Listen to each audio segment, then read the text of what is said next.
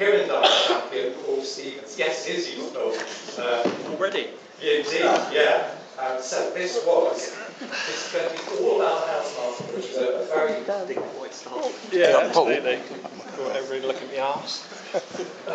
Very special bird in my life, when my little child was angry and locked in my loft. The only sound I had was the twittering of house martins were attacking me. Feel for me. So all about a house martin in record time, Paul.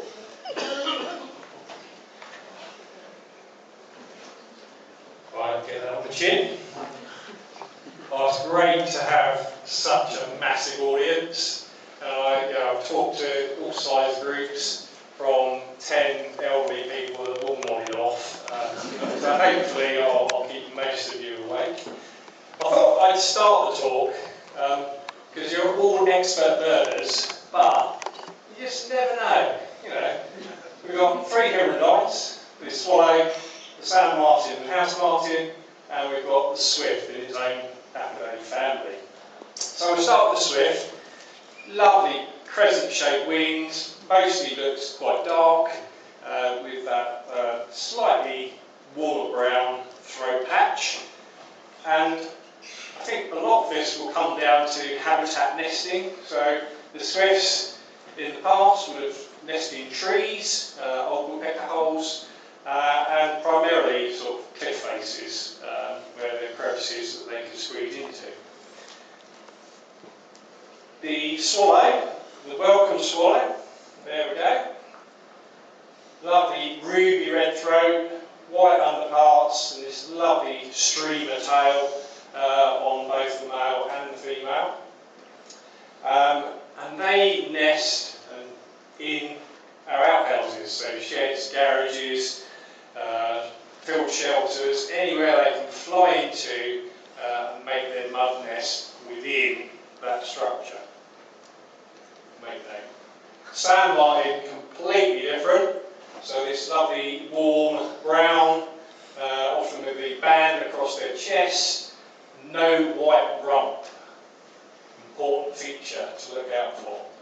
And their nesting habits, I hope most of you know, being called sand martins, they burrow into loose soil banks along rivers, increasingly in sand pits that are being dug out, and even more increasingly artificial nesting banks that we've been putting up.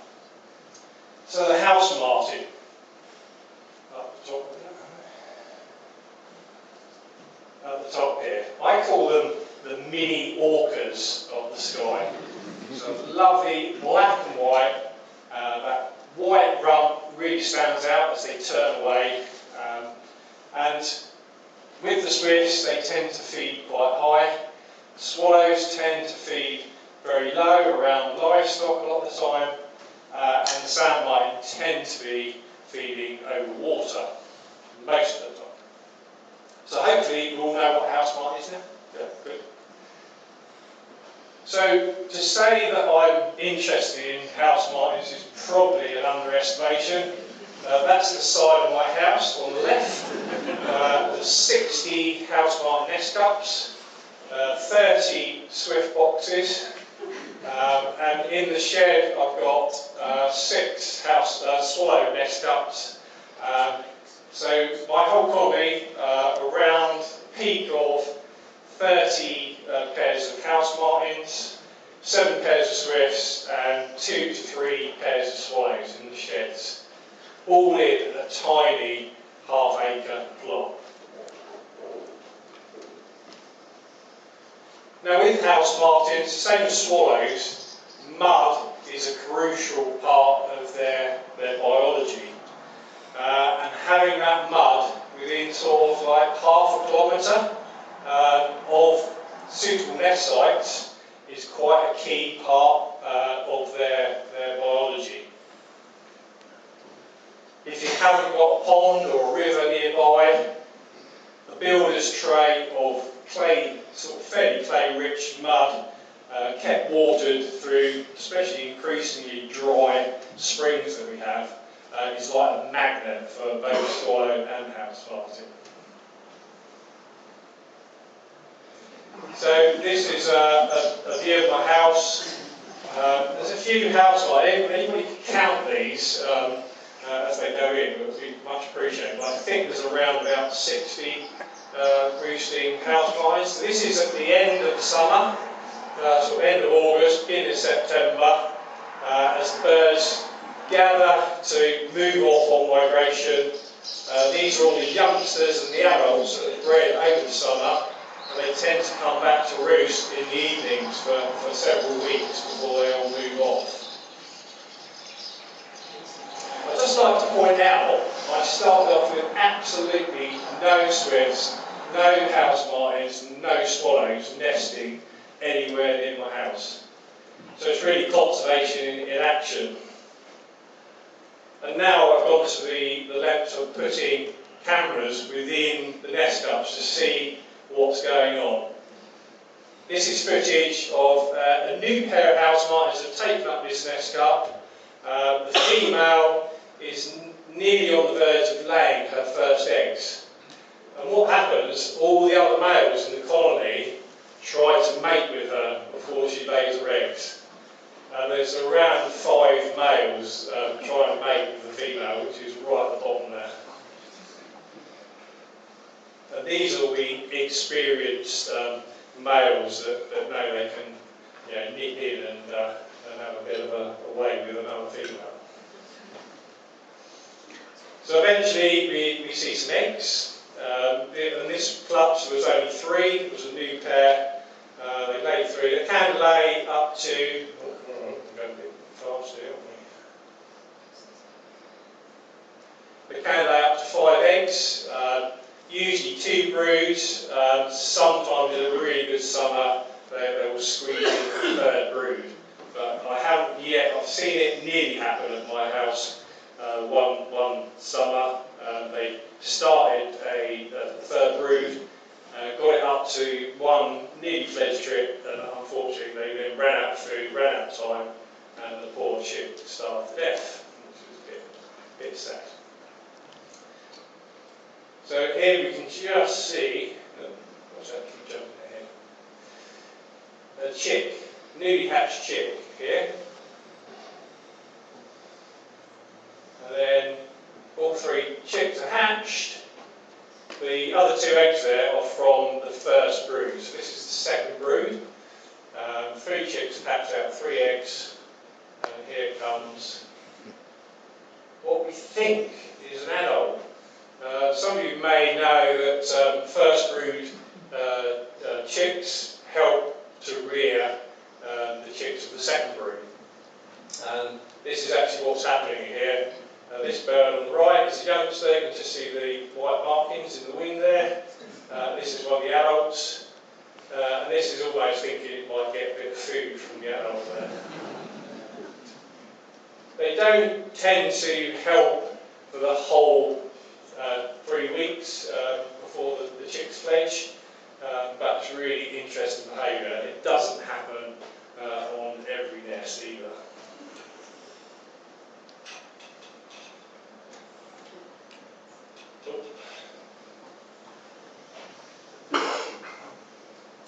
So the youngsters look really dirty. They've been in that nest.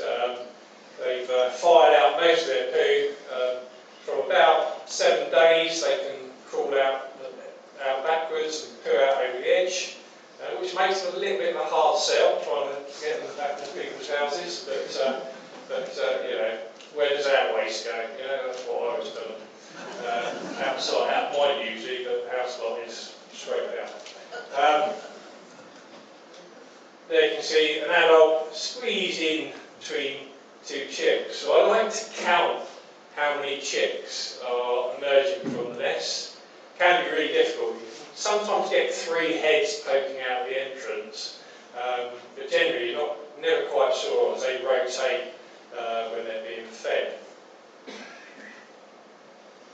So, as I said, 2017 I got my first pair. They turned up in July. They had a brood somewhere else, bought a youngster with them, took up one of my artificial nest cups, and went on to have what I assume was their 2nd brood. And that's basically where it started. Oh, look, if we Yeah, 27, first pair, about 3 fledged young, and look at that increase. In 2023, just under 30 pairs, which crashed a little bit in 24 and levelled out in last year. So who knows what's going to happen this year.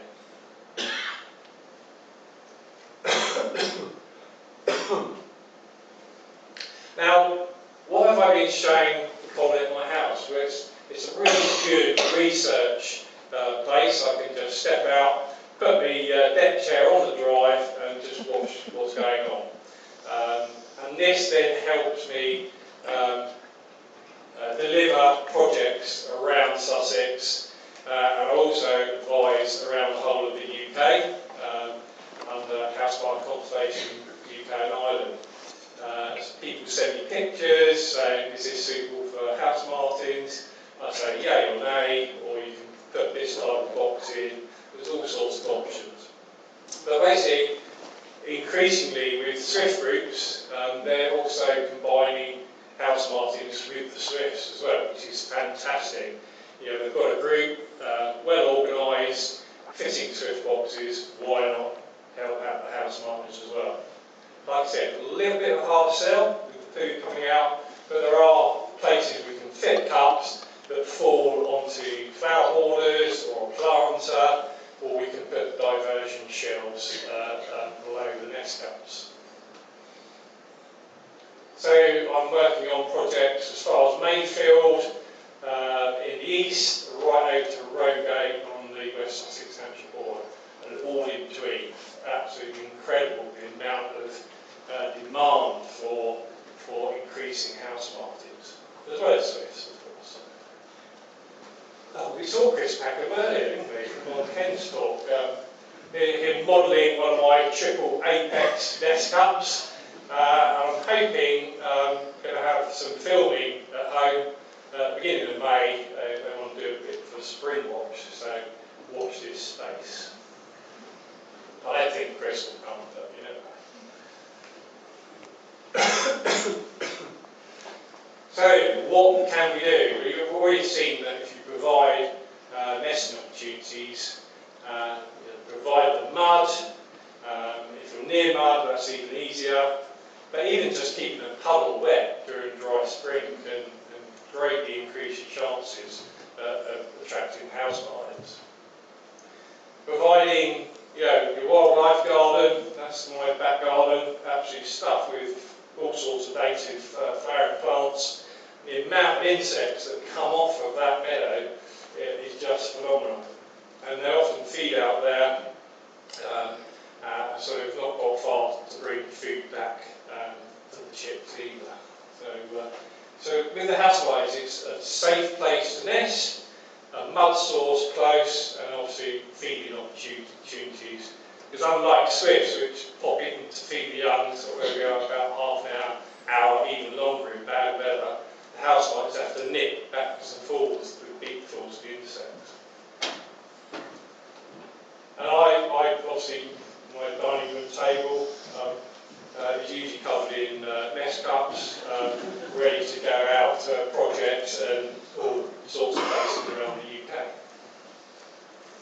So I thought I'd just talk about placement of the nest cups, because I've seen some really quite disturbing nest cups put up upside down, one, with the entrance pointing downwards, which is never going to get their house martins in.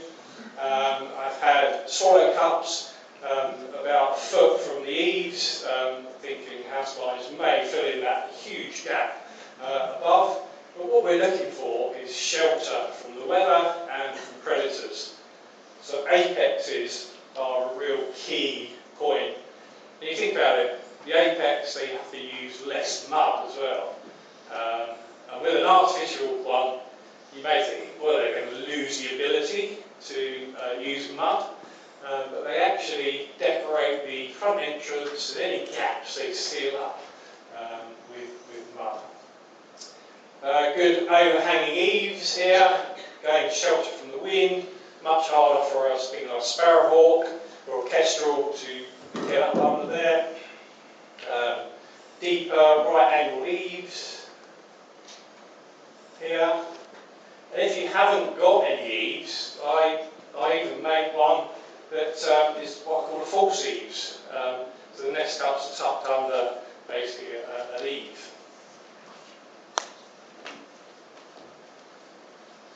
So, well, part of House Mite Conservation UK and Ireland, and so I try and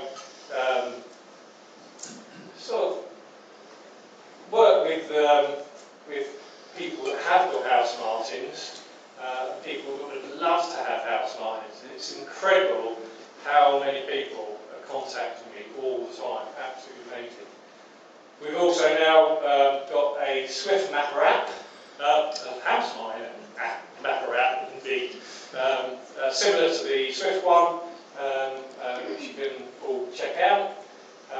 You can contact me through conservation@housemartinconservation.com and check out the website as well. Lots of information on house martins. And already mentioned by Mark earlier that the SOS House Martin survey is going live this year. There is a handout if any of you haven't picked one out on the SOS table in the hall there, which looks a bit like that with the QR code. And let's get finding all the colonies of house martins that are still in Sussex, because it'd be great to have that knowledge and then target those colonies that are still there to increase them. And then once that increases, then they'll start stepping out into the wider countryside. Another contact there, hirundines at sos.org.uk.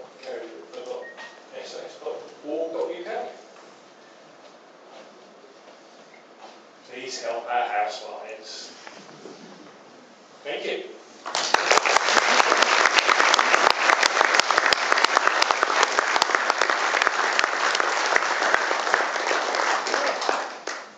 That was amazing. Thanks so much, Paul. Yeah, I've never seen anything like it, that many house martin boxes on one house. You go down into the Med and you sometimes see these great accumulations of house martins. So to see it in the UK, astonishing. Thanks so much. Okay.